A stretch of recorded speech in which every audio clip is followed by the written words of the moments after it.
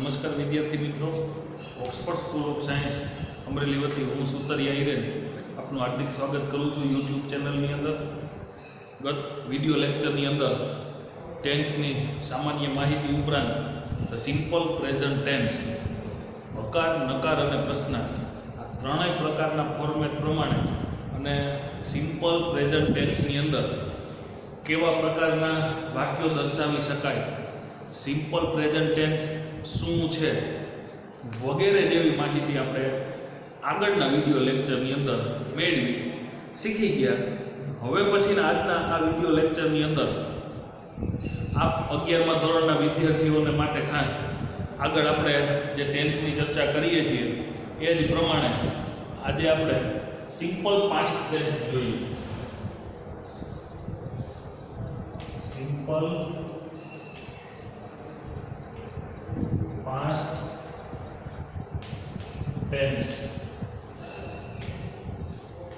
એટલે કે સાદો ભૂતકાળ.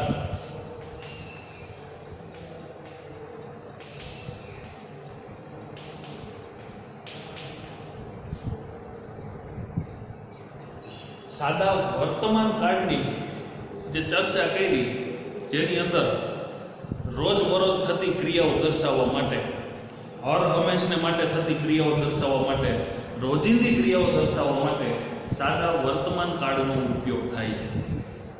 બીજી એક વાત એવી પણ કઈ રીતે એમાં સનાતન સત્ય હોય, ગણિત કે વિજ્ઞાનના નિયમો કે સિદ્ધાંતો હોય, કહેવતો હોય, મહાવરાઓ હોય કે રૂઢિપ્રયોગો હોય વગેરે જેવી બાબતો દર્શાવવા માટે પણ સાદા વર્તમાન કાળનો ઉપયોગ થાય છે. આવી ક્રિયાઓ કેવી રીતે દર્શાવવી એ પણ આપણે એની સેન્ટેન્સ પેટર્ન દ્વારા એની સમજૂતી મેળવી લીધી. સાદા વર્તમાન કાળની અંદર સહાયકારક ક્રિયાપદો કેવા આવે વગેરે સાથે વાક્ય રચના વિથ એક્ઝામ્પલ આપણે એની ડિસ્કશન પણ કરી દીધી, બરોબર? તો એ જ રીતે આજે આપણે સિમ્પલ પાસ્ટ ટેન્સ એટલે કે સાદો ભૂતકાળ એની પણ સેમેજ આ જ રીતે ડિસ્કશન કરવાની છે. આગળના વિડીયો લેક્ચરની અંદર મેં તમને વાત પણ કરી હતી કે અલગ અલગ પ્રકારના ગ્રામેટિકલ ટોપિકને શીખવા માટે સૌથી પહેલાં સેન્ટેન્સ પેટર્ન એટલે કે વાક્યના પ્રકાર અલગ અલગ છે, એની વાક્ય રચનાઓ કેવી હોય એ જે તમને ટેન્સની અંદર શીખવા મળે, એટલે કે ટેન્સમાં કેવી ક્રિયાઓ હોય તે વગેરે એ સૌથી પહેલાં જાણવું અગત્યનું કહેવાય, મોસ્ટ ઇમ્પોર્ટન્ટ થિંગ. ત્યાર પછીના ફંક્શનના ટોપિક હોય, ડાયરેક્ટ ઇનડાયરેક્ટના ટોપિક હોય, ચેન્જ ધ ટેન્સ હોય, ચેન્જ ધ વોઇસ હોય એટસેટ્રા વગેરે કોઈ પણ પ્રકારની જે આપણી બોર્ડની પેપર સ્ટાઇલ પ્રમાણે ગ્રામેટિકલી ટોપિક જે પૂછાય છે એ ટોપિક શીખવામાં સરળતા રહે. પણ સૌથી ફર્સ્ટ આપણે જો જોઈએ તો ટેન્સની ક્રિયાઓ આપણને ખબર હોવી જોઈએ, જે તમે ઓલરેડી ધોરણ 9 અને 10માં શીખી પણ ગયા છો. આપણે અહીંયા રિવિઝન સ્વરૂપે જે તમારે અહીંયા આપણે જે ચર્ચા કરીએ છીએ એ તમારે વ્યવસ્થિત એ પ્રમાણેની એક્સરસાઇઝ સાથેનું તમારી જાતે એક્ઝામ્પલ્સ કલેક્ટ કરી અને વધારે એક્ઝામ્પલ પણ તમારે બુકની અંદર લખવાના છે. જે આપણી ઇંગ્લિશની ગ્રામર બુક આપણે બનાવીએ છીએ તે ધોરણ 11ની અંદર તમે શીખેલા ગ્રામરના કોઈ પણ ટોપિક જે છે એ each and every topic of the grammar એ તમારે 12થની અંદર એનો ઉપયોગ આવશે અને આવશે મસ્ટ. એટલા માટે આપણે જે ધોરણ 11ની અંદર ગ્રામરની બુક બનાવીએ, ટોપિક શીખીએ વગેરે ટોપિક જે છે એ નહીં કે માત્ર અને માત્ર 11મા ધોરણ પૂરતું જ, પરંતુ 12મા ધોરણની અંદર પણ એનો આપણે ઉપયોગ કરી શકીએ એ રીતે આપણે એની તૈયારી કરવાની છે, ભૂલી જવાનું નથી. જોઈએ આપણે અહીંયા સિમ્પલ પાસ્ટ ટેન્સ, સાદો ભૂતકાળ. તો સૌ પ્રથમ આપણે જ્યારે પહેલા જ લેક્ચરની અંદર ટેન્સના જે ચર્ચા કરી હતી એ ચર્ચા પ્રમાણે આપણે એવું પણ વાત કરી હતી કે સૌથી અગત્યની મુખ્ય જો કહી શકાય તો 3 kind of tense activity and જે એની અંદર આપણે ચર્ચા કરી હતી એમાં આવી વાત કરી હતી કે ભૂત, ભવિષ્ય અને વર્તમાન એટલે કે પાસ્ટ, ફ્યુચર અને પ્રેઝન્ટ. આ ત્રણ પ્રકારના જે ટેન્સની ક્રિયાઓ છે એ આપણે સમજી લઈએ તો એની ચાલુ ક્રિયા, પૂર્ણ ક્રિયા, ચાલુ પૂર્ણ ક્રિયા એ સમજવામાં ઘણી બધી સરળતા થાય. તો સાદા ભૂતકાળની અંદર સૌથી પહેલા તો કેવા પ્રકારની ક્રિયાઓ દર્શાવાય? તો કે ભૂતકાળ એટલે આપણે અહીંયા અત્યારે વીતી ગયેલા સમય વિશેની ડિસ્કશન કરીએ છીએ. તો વીતી ગયેલા સમય વિશે વાત કરવા માટે સાદા ભૂતકાળનો ઉપયોગ થાય છે. ખબર પડી? તો વીતી ગયેલા સમય વિશે જે આપણે ચર્ચાઓ કરતા હોય તો આવા પ્રકારની ચર્ચાઓ કરવા માટે ખાસ કરી અને આવા જે અમુક સમયદર્શક શબ્દો દ્વારા સાદા ભૂતકાળને આપણે થોડું વધુ ક્લેરિફાઈ કરી શકીએ. અગો, એ જ રીતે લોંગ અગો. અગો એટલે પહેલા, વર્ષો જૂનું હોય. લોંગ અગો એવું કહીએ ત્યારે એનો મીનિંગ એવો છે કે ખૂબ જ પહેલાનું. સામાન્ય રીતે 10-15 વર્ષ પહેલાનું હોય તો એ જૂનું ભૂતકાળ કહેવાય. પણ આપણે જ્યારે 50-100 વર્ષ પહેલાનું એવું કહે એટલે લોંગ એગો. પછી હજી પણ વધુ ભૂતકાળના સમય વિશેની ચર્ચા કરવા માંગતા હોય તો આપણે એને ભારપૂર્વક એવું બોલીએ. જેમ ખાલી અગો એટલે ભૂતકાળના વીતી ગયેલા વર્ષોની વાત થઈ. લોંગ અગો એટલે કે વધારે વર્ષો વીતી ગયા હશે એટલે. અને એવી જ રીતે ઘણા બધા વર્ષો વીતી ગયા હોય ત્યારે આપણે લોંગ અગો એવું કહીએ છીએ. ખ્યાલ આવ્યો? એટલે એનું મિનિંગ બધો એક સરખો થયો. પણ ભૂતકાળનો સમય, એથી પણ આગળનો સમય, એનાથી પણ ભૂતકાળનો સમય, આવું આપણે જ્યારે કહેવા માંગતા હોય ત્યારે લોંગ અગો એવો શબ્દ પ્રયોગ કરીએ છીએ મિત્રો.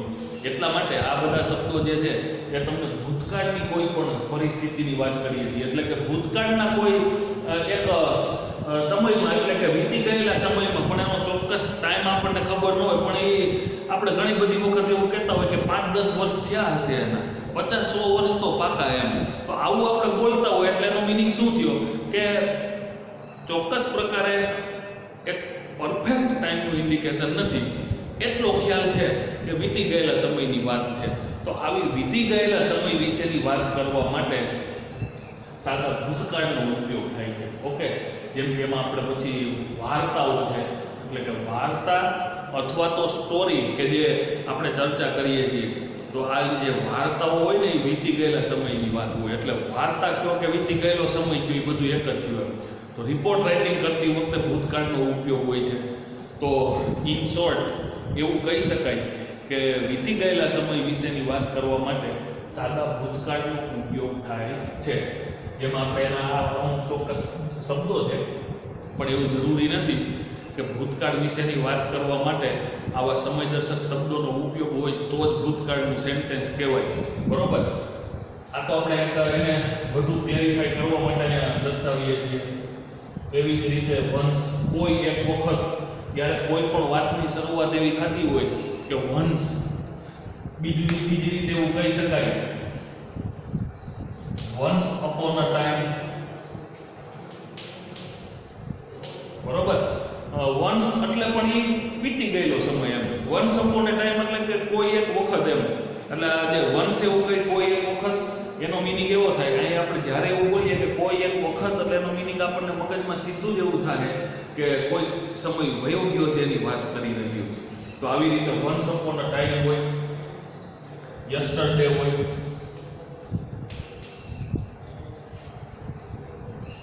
બરોબર? એવી જ રીતે લાસ્ટ હોય. તો આ બધા જ શબ્દો જે છે એ એક પ્રકારે ક્યાંક ને ક્યાંક ભૂતકાળની પરિસ્થિતિ રહેલી છે એવું સૂચન કરે છે. તો આના દ્વારા આપણે થોડુંક ક્લેરિફિકેશન કર્યું. તો એવી જ રીતે જે આપણે ચર્ચા કરીએ છીએ કે ધ સિમ્પલ પ્રેઝન્ટ ટેન્સ, તો આ સિમ્પલ પાસ્ટ ટેન્સ, તો સાદા ભૂતકાળની અંદર આવી ક્રિયાઓ, એટલે કે આપણે એના વિશેની એક નોંધ પણ લખીએ છીએ. વીતી ગયેલા સમય વિશે વાત કરવા અથવા તો વાર્તાઓ કહેવા માટે સાદા ભૂતકાળનો ઉપયોગ થાય છે. ઓકે?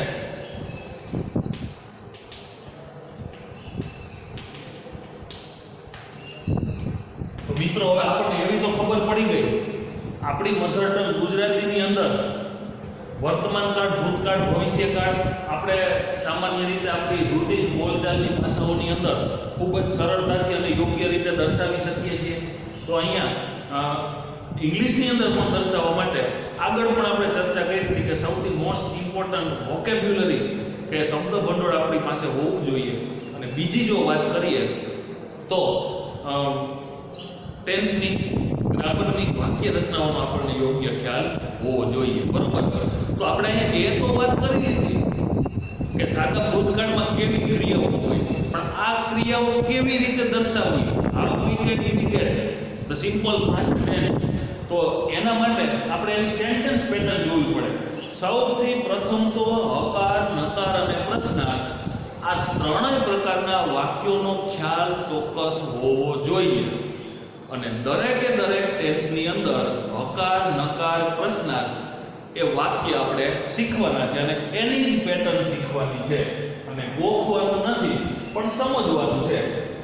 તો હવે આપણે જોઈએ કે સાદા ભૂતકાળની અંદર હકાર વાક્ય દર્શાવવું હોય તો સૌથી પ્રથમ તો સબ્જેક્ટ, ત્યાર પછી V2.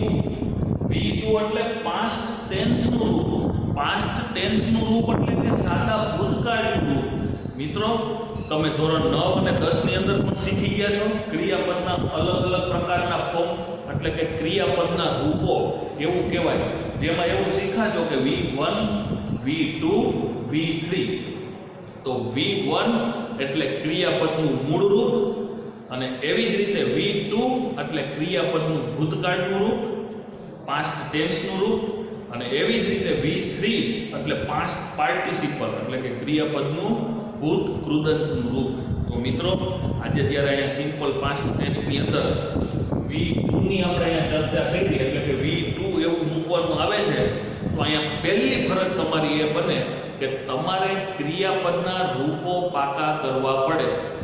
ધોરણ 10 ની કે ધોરણ 9 ની ગ્રામર બુકની અંદર ક્રિયાપદના રૂપોનો અભ્યાસ આપ્યો હોય તો V1, V2 અને V3 આવડતા હોય તો જ ભૂતકાળનું કામ થઈ શકશે. એટલે કે અહીં ખાસ V2 આવડતું હોય તો તમે સાથે અને હજી આગળ V3 નો ઉપયોગ પણ આવશે. પૂર્ણકાળની ક્રિયાઓનો અભ્યાસ કરીશું ત્યારે.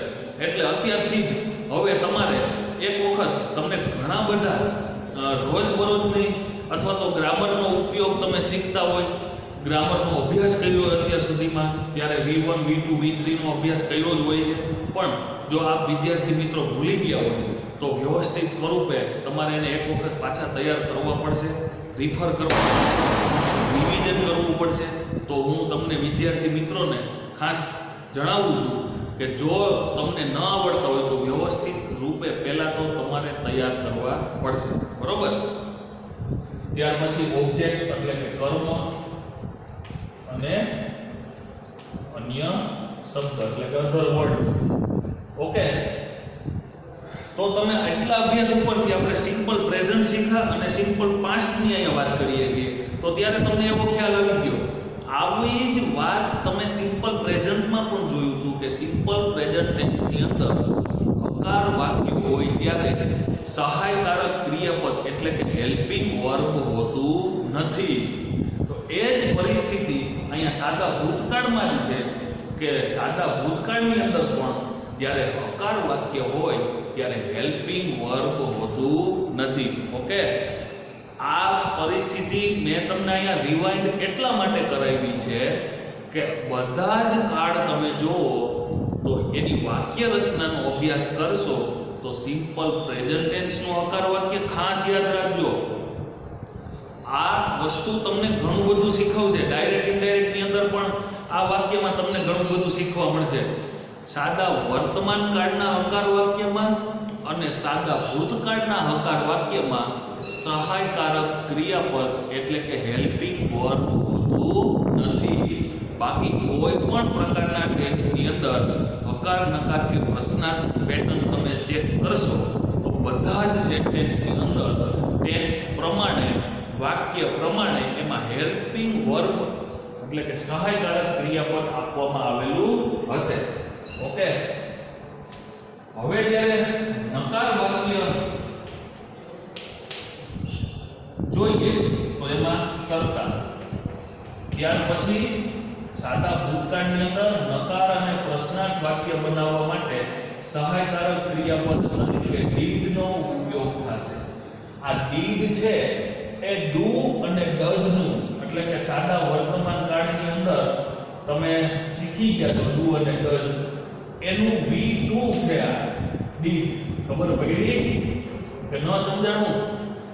do અને does નું V2 did થાય તો તમે અહીંયા V2 જ મૂક્યું એટલા માટે જે હકાર વાક્યમાં V2 આવતું હતું ને નકાર વાક્યમાં V1 આવશે એટલે કે ક્રિયાપદનું મૂળરૂપ ખાસ જોજો તમે.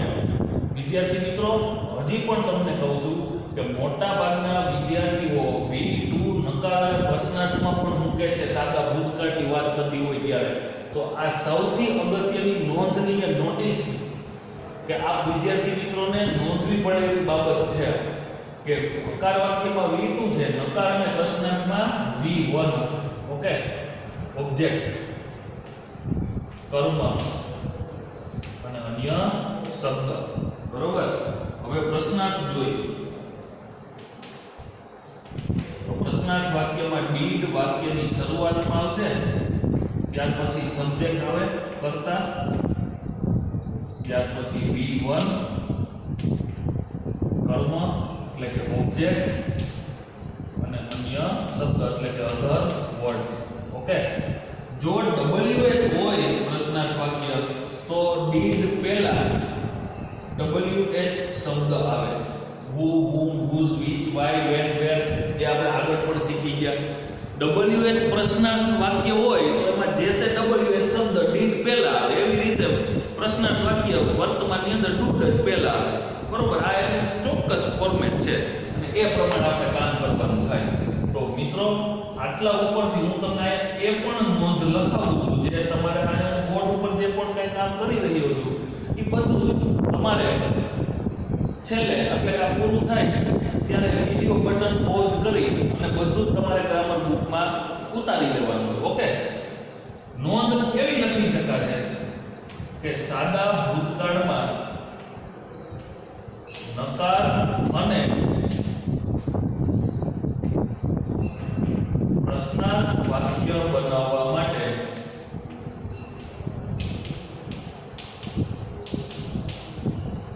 did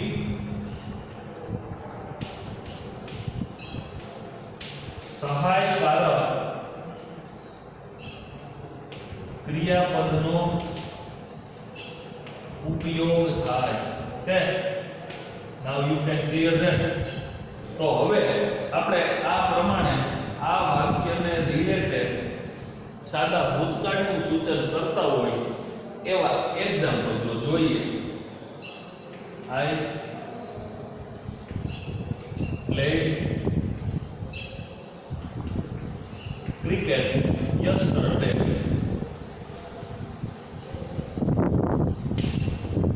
હું ગઈકાલે ક્રિકેટ રમ્યો. બરોબર. તો આવી રીતે આ પ્રકારના જે વાક્યો છે આને આ જ વાક્યને આપણે નકાર કરવું હોય તો I did not થઈ જાય. શું થઈ જશે? I did not. પ્લેડ આપેલું છે તો એનું V1 થશે એટલે V1 શું થાય? Play. I did not play cricket yesterday.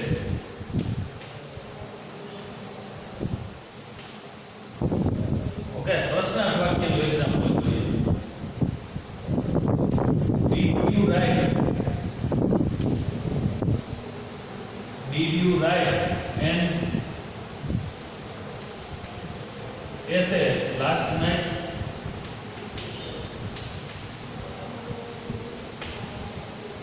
Okay, પ્રશ્નાર્થ વાક્ય છે. વાક્યમાં છેલ્લે પ્રશ્નાર્થ ચીજ. તો આવી રીતે તમે અલગ અલગ પ્રકારના વાક્યો બનાવો. ફોર એક્ઝામ્પલ આપણે અહીંયા વાત કરી કે WH પ્રશ્નાર્થ વાક્ય હોય તો માનો કે WH પ્રશ્નાર્થમાં why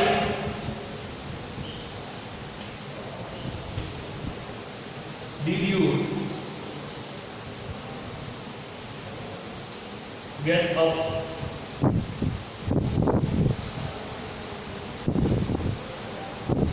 Why did you get up?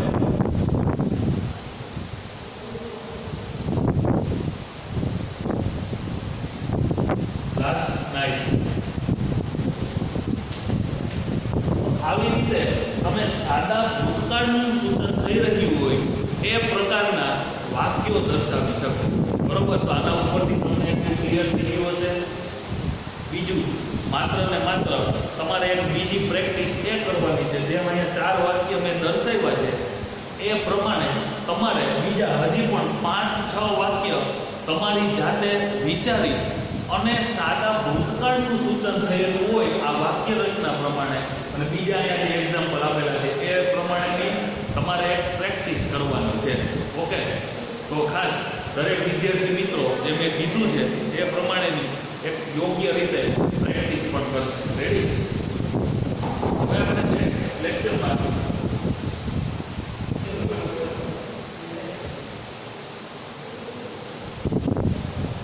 Simple future tense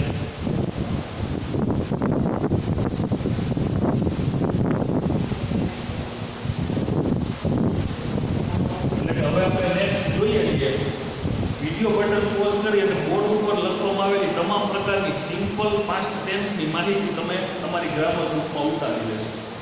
તો સિમ્પલ ફ્યુચર ટેન્સ, સાદો ભવિષ્યકાળ. આગળ પણ આપણે જ્યારે સામાન્ય ટેન્સ વિશેની થોડી ચર્ચા કરતા હતા ત્યારે એવું પણ વાત કરી હતી કે ભવિષ્યકાળની એટલે કે ચાલુ પૂર્ણ ભવિષ્યકાળ જે આવે છે એ કન્ટિન્યુઅસ પરફેક્ટ ફ્યુચર ટેન્સની ક્રિયાઓ કોર્સમાં નથી. અને ત્યારે એવી પણ ચર્ચા કરી હતી કે સૌથી ઓછામાં ઓછી આપણી વાતોની અંદર ભવિષ્યકાળની ક્રિયાઓ હોય છે અને જ્યારે પણ કોઈ સમયની પરિસ્થિતિ પ્રમાણે આપણે ક્રિયાઓ દર્શાવીએ છીએ ત્યારે સૌથી વધુ જો ઉપયોગમાં આવતી હોય એવી ભવિષ્યકાળની 4 પ્રકારની ક્રિયાઓમાંથી સિમ્પલ ફ્યુચર ટેન્સ એટલે કે સાદો ભવિષ્યકાળ, આ સાદા ભવિષ્યકાળની ક્રિયાઓ એ સૌથી વધુ ઉપયોગી છે. જોઈએ, સિમ્પલ છે, માત્ર ને માત્ર આપણે થોડીક માહિતી યાદ રાખવાની છે. સિમ્પલ ફ્યુચર ટેન્સ એટલે કે સાદો ભવિષ્યકાળ, તો આવનારા સમય વિશેની વાત કરવા માટે સાદા ભવિષ્યકાળનો ઉપયોગ થાય છે. તો મિત્રો, આપણે ત્યારે એ પણ વાત કરી હતી કે ભવિષ્ય વિશે તમે કે હું કોઈ પણ વ્યક્તિ જાણતા નથી. માત્ર ને માત્ર મહાભારતના કેરેક્ટરની અંદર સહદેવના પાત્ર ઉપરથી આપણે એટલું જાણીએ છીએ કે સહદેવને એવી ગોડ ગિફ્ટ હતી કે જો એને પૂછવામાં આવે તો એ ભવિષ્યનું સૂચન કરી શકે. મિત્રો, ભવિષ્ય વિશે માત્ર ને માત્ર પોસિબિલિટી હોય છે. ભવિષ્ય વિશેની વાતો તો આપણે કરતા હોઈએ છીએ કે આવતા વર્ષે અમે આટલું ભણી લેશું, આવતા અઠવાડિયે, આવતા મહિને આટલું શીખી લેશું. આવું બધું આપણે માત્ર કલ્પનાઓ કરતા હોઈએ છીએ, પૂર્વધારણાઓ જેને કહેવાય. પછી થાય કે નહીં એટલે કે હવે પછીથી 1 મિનિટ પછી પણ શું થવાનું છે એ સામાન્ય રીતે આપણે કોઈ જાણતા હોતા નથી. તો આવી જે કલ્પનાઓ આપણા દ્વારા દર્શાવવામાં આવે છે એ બહુ ઓછી હોય છે. સામાન્ય પરિસ્થિતિઓમાં ક્યારેક જ આવું આપણે જોતા હોઈએ છીએ. એટલે ભવિષ્યકાળનો સામાન્ય ઉપયોગ પણ ઓછો છે. પણ જો સિમ્પલ ટેન્સની ક્રિયાઓમાં સિમ્પલ ફ્યુચર ટેન્સની ક્રિયા જે છે ને એ ભવિષ્યની અન્ય કોઈ પણ ક્રિયાઓ કરતાં એ વધુ દર્શાવવા માટે ઉપયોગ થાય છે. તો આવી ભવિષ્યની ક્રિયાઓ દર્શાવવા માટે સમયનું સૂચન કરતો શબ્દ જોઈએ તો નેક્સ્ટ શબ્દ જે છે એટલે કે આવતું એવું સૂચન કરે છે. પછી આપણે એવું કહીએ કે next Sunday, next Monday, next year વગેરે જેવા પ્રકારના આપણા પ્લાનિંગ હોય છે ને એ આવનારા સમય વિશેનું સૂચન કરે છે. એટલે નેક્સ્ટ શબ્દ છે એ ભવિષ્યની ક્રિયાનું સૂચન કરે છે. ઓકે? તો એવી જ રીતે અહીંયા જે આપણને આપવામાં આવેલા નેક્સ્ટ શબ્દ છે અથવા તો આપણે એવું કહેતા હોય કે ઇન ફ્યુચર, ટુમોરો છે, આવતીકાલે. તો આવતીકાલ એટલે પણ એ ભવિષ્યની ક્રિયા થઈ. તો મિત્રો, આવી રીતે આ શબ્દ શબ્દો દ્વારા આપણે થોડુંક સમજી શકીએ કે આ ભવિષ્યની ક્રિયાનું સૂચન કરતા આ શબ્દો છે જે આવનારા સમય વિશેની વાત કરે છે. નેક્સ્ટ શબ્દની સાથે તમે અલગ અલગ પ્રકારના શબ્દ પ્રયોગ કરી શકો છો. Next Monday, next Tuesday, next year, next month. તો આવી પરિસ્થિતિઓ એ ભવિષ્યકાળની પરિસ્થિતિ દર્શાવે છે. તો સાદો ભવિષ્યકાળ એટલે એનો મિનિંગ શું થયો? આપણે એની વ્યાખ્યા સ્વરૂપે કેવું હોય તો એવું કહી શકાય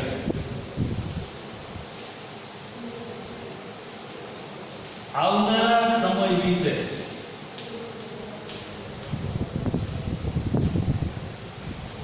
વાત કરવા માટે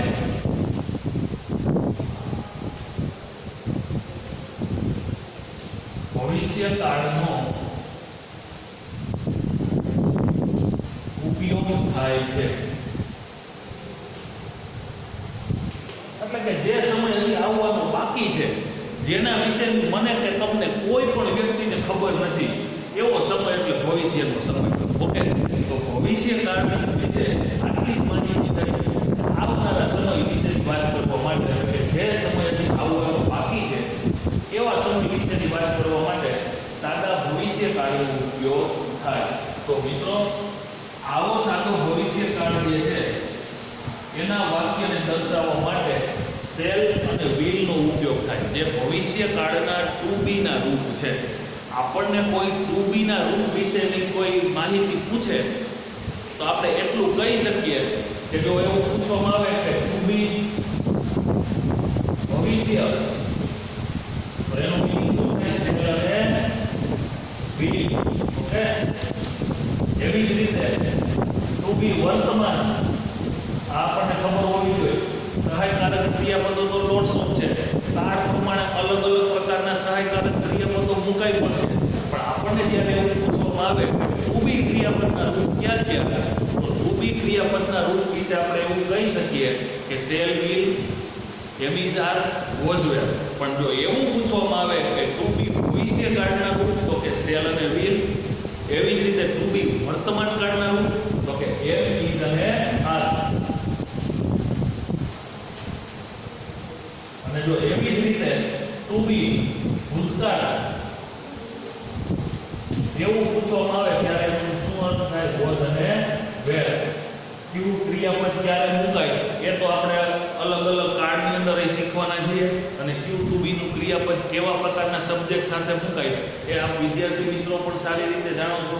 તો હવે હકાર વાક્ય રચના જોઈએ તો સબ્જેક્ટ પ્લસ શેલ અથવા તો વિલ. ભૂતકાળની અંદર ડીડ એક જ સહાયકારક ક્રિયાપદ આવતું, બરોબર? તો ભૂતકાળમાં સહાયકારક ક્રિયાપદ ડીડ જ આવતું હતું, તો કોઈ પણ કર્તા સાથે ડીડ મુકાય. વર્તમાન કાળની અંદર સહાયકારક ક્રિયાપદ તરીકે ડુ અને ડઝ આવતા. તો એમાં આપણે એવું પણ જોયું હતું કે જો કર્તા તરીકે ત્રીજો પુરુષ એક વચન એટલે કે હી, સી, ઇટ કે નામ હોય તો તેની સાથે ડઝ આવે, અને બાકીના કોઈ પણ કર્તાની સાથે શું આવશે? ડુ. તો મિત્રો, એવી જ રીતે અહીંયા પણ શેલ અને વિલ છે. તો તમારે યાદ રાખવાનું છે, હકાર વાક્ય હોય ભવિષ્યકાળની ક્રિયાઓમાં તો શેલ કોઈ પણ કર્તાની સાથે તમારી ઈચ્છા પ્રમાણે શેલ કે વિલ કંઈ પણ મૂકી શકાય, બરોબર? પણ નિયમ હતો એવું સૂચવે છે. હવે તમે ગ્રામર બુકમાં જુઓ તો કોઈ પણ સબ્જેક્ટ સાથે શેલ કે વિલ મૂકી શકાય. નિયમ પ્રમાણે એવું હતું કે આઈ અને વી એટલે કે પ્રથમ પુરુષ એક વચન અને પ્રથમ પુરુષ બહુવચન, એટલે આઈ અને વી હોય તો આની સાથે શું મુકાય? શેલ. અને બાકીના બીજા કોઈ પણ કર્તાની સાથે વિલ મુકાય, પણ તમે શેલ કે વિલ ગમે તે મૂકી શકો. અહીંયા બીજો કોઈ પદ પડતો નથી, એક વચન કે બહુવચનનો એવો કંઈ અહીંયા નિયમ લાગુ પડતો નથી. ત્યાર પછી ક્રિયાપદનું મૂળ રૂપ, કર્મ, અન્ય શબ્દ. ઓકે, જોજો મિત્રો, વાક્ય રચનામાં તમને બધે જ એક જ સરખી લાગશે, પણ અલગ અલગ પ્રકારની સેન્ટેન્સ પેટર્ન તમે જોતા જાઓ તો તમને માત્ર ને માત્ર અહીંયા જે આપવામાં આવ્યું હેલ્પિંગ વર્બ અને આ મેઇન વર્બ, હેલ્પિંગ વર્બ અને મેઇન વર્બ એ જ બધા ટેન્સ પ્રમાણે બદલાતા રહે. તો એ ટેન્સ પ્રમાણે જે બદલાય છે ને એની આપણે સમજણ યોગ્ય મેળવવાની છે. જેથી કરી અને તમારે આ 12 પ્રકારના કાર્ડની બહાર જઈને 36 વાક્ય રચનાઓ ગોખવાની જરૂર નથી. અને મેં તમને ત્યારે કીધું હતું કે જો તમે એ ગોખવાનો પ્રયત્ન કરશો તો પણ એ કઈ મેળ પડશે નહીં. બરોબર. હવે જો નકાર વાક્ય જોઈએ તો આ નકાર વાક્યની અંદર કરતા હવે માત્ર એમનું એમ જ લખવાનું છે. આ બધું સેલની નકાર વાક્ય છે અને એટલું આપણે ફિક્સ ફોર્મેટમાં મગજમાં એક યાદ રાખી જ દેવાનું છે કે નકાર વાક્ય હોય તો એમાં નોટ મુકાય અને નોટ હંમેશા સહાયક ક્રિયાપદ પછી મુકાય. બરોબર. તો કરતા સેલ કેવી નોટ ક્રિયાપદનું મૂળ રૂપ જ આવશે ભવિષ્યકાળનું હકાર નકાર કે પ્રશ્ન કોઈ પણ વાક્યની અંદર કર્મ અને અન્ય શબ્દ.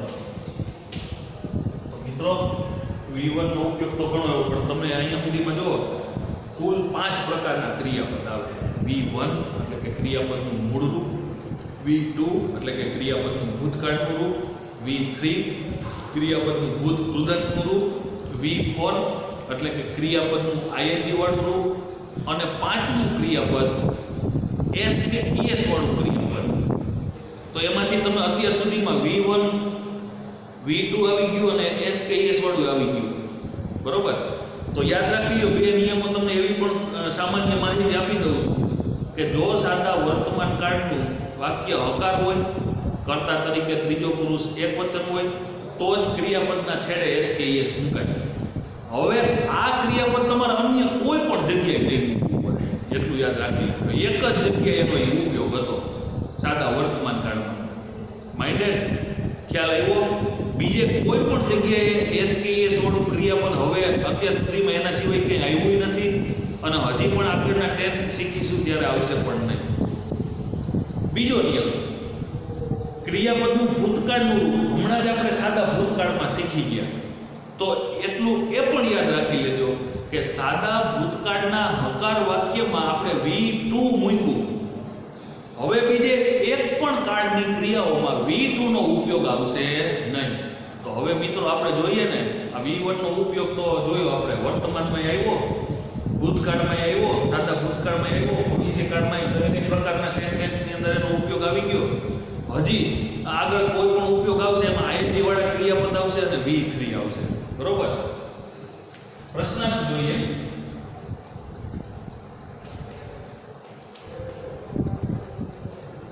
સેલ અથવા તો will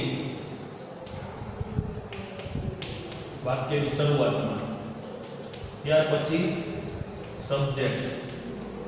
બરોબર. ત્યાર પછી મેઇન વર્બ એટલે કે V1, ઓબ્જેક્ટ એટલે કે કર્મ અને અન્ય શબ્દ. છેલ્લે પ્રશ્નાર્થ ચિહ્ન. તો મિત્રો આ પ્રમાણે હું એવું માનું છું કે તમે પણ અલગ અલગ પ્રકારના વાક્ય બનાવી શકો. સામાન્ય રીતે ટેન્સની ક્રિયાઓ તો આપણે અગાઉ પણ શીખી જ ગયા છીએ.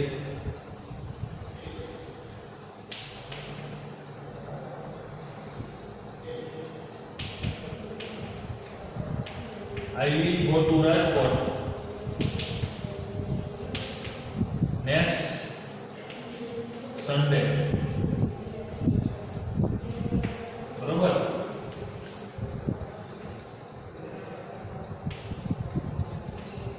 અથવા તો I shall not buy new car tomorrow.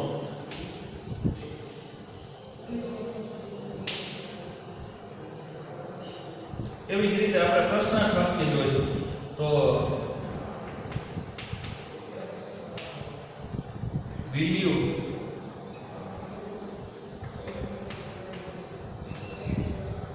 you give me your notebook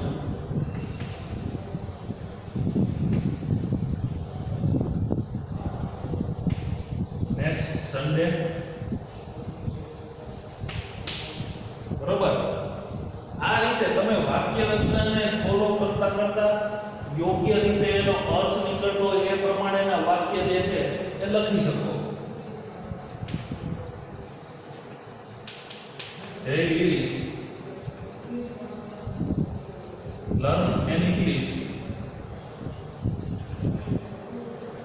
grammar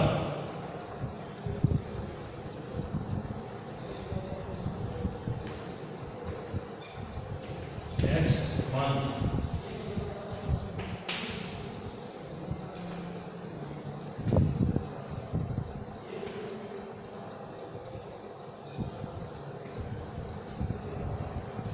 She will not start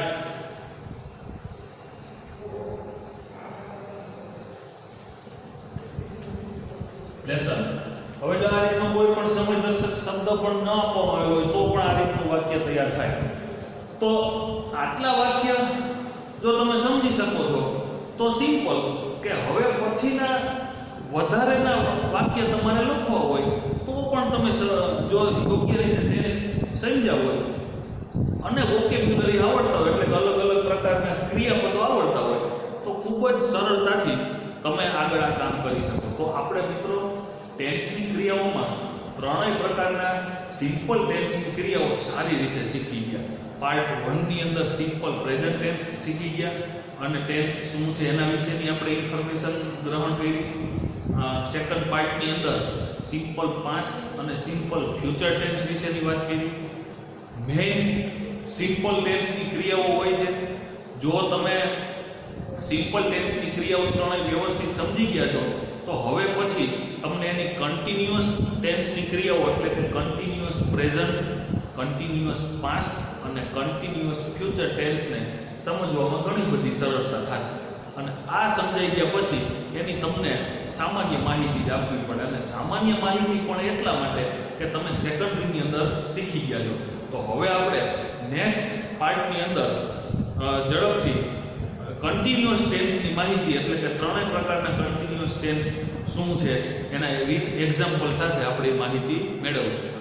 આ કામ જેવું પૂરું થાય ટેન્સનું આપણું એટલે ચેન્જ ધ ટેન્સ અને વોઇસની માહિતી આપી દો એટલે ચેન્જ ધ વોઇસ એ તમે એ કામ કરી શકશો. બરોબર? એટલે આપણી પેપર સ્ટાઇલ પ્રમાણે ચેન્જ ધ ટેન્સ અને ચેન્જ ધ વોઇસ એ કામ પૂરું થશે. તો જેવું ચેન્જ ધ વોઇસનું કામ પૂરું થાય અને એની સાથે જ આપણે યુનિટ 1 શરૂ કરવા માંગીએ છીએ. બરોબર? તો આપ વિદ્યાર્થી મિત્રોને આજે હું તમને એ પણ સૂચના આપી દઉં છું કે હવે પછી ટૂંક સમયમાં જ આપણે યુનિટ 1 પણ શરૂ કરશું. બીજું, આજના આ વિડિયો લેક્ચર ઉપરાંત એટલે કે તમે આપણે દર સન્ડે એટલે કે જ્યારથી 11માની અંદર આ લેક્ચર શરૂ થયા ત્યારથી દર સન્ડે ઇંગ્લિશ અને સંસ્કૃત તમે ભણી રહ્યા છો. હવે અઠવાડિયા દરમિયાન 2 વખત એટલે કે એક વખત સન્ડે આવશે ઇંગ્લિશ, એ તો નિયમ પ્રમાણે ટાઈમ ટેબલ મુજબ આવશે.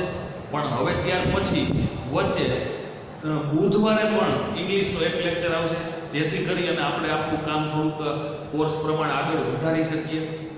તો ખાસ વિદ્યાર્થી મિત્રો ધ્યાનમાં રહીએ એટલે કે વીકના 2 લેક્ચર એટલે કે 2 લેક્ચર ઇંગ્લિશના આવશે જેથી કરી અને આપણું કામ આગળ વધે. અને ટૂંક સમયમાં જ એટલે કે આ એકાદ વીક પછી આ ટેન્સનો ટોપિક પૂરો થાય એટલે કે ચેન્જ ધ ટેન્સ અને ચેન્જ ધ વોઇસ એ 2 કામ પૂરું થાય એટલે આપણે સીધા જ હવે આ જે પરિસ્થિતિ લાંબો સમય ચાલનારી હોય આપણે વાત કરી હતી કે ગ્રામરથી શરૂઆત કરીશું પણ યુનિટ પણ આપણે શરૂ કરીએ છીએ એટલે કે યુનિટ 1 અને યુનિટ 2 નો અભ્યાસ પણ કરીશું એટલે કે આપણે ત્રિમાસિક જેવું કામ પણ થઈ શકે. ત્યાર પછી ફરી પાછું આગળ ગ્રામરનો ટોપિક શીખીશું. પણ આજે મારે તમને વાત કરવાનો એક જ મુદ્દો છે કે જો તમે અત્યારથી આ તમને માહિતી મળી જાય તો આપ વિદ્યાર્થી મિત્રો ટેક્સ્ટ બુક ખરીદી લ્યો, પાસે રાખી શકો. એટલે હવે પછીના વિડીયો લેક્ચર જ્યારે શરૂ થશે ત્યારે આગળના વિડીયોમાં પણ હું તમને કહી દઈશ કે હવે પછીનું જે લેક્ચર આવશે એમાં ટેક્સ્ટ બુકની જરૂર પડશે. એટલે આપ વિદ્યાર્થી મિત્રોને જે પણ કંઈ ટેક્સ્ટ બુકની ઇંગ્લિશની વ્યવસ્થા કરવાની હોય એ તમે કરી રાખશો. બરોબર? તો આજે આટલે સુધી રાખીએ છીએ. હવે નેક્સ્ટ વિડીયો લેક્ચરની અંદર એટલે કે આવતા વીકમાં પણ તમને બુધવારે ઇંગ્લિશનો એક્સ્ટ્રા લેક્ચર મળશે જેમાં પણ આપણે ટેન્સનું કામ આગળ કરીશું. આભાર.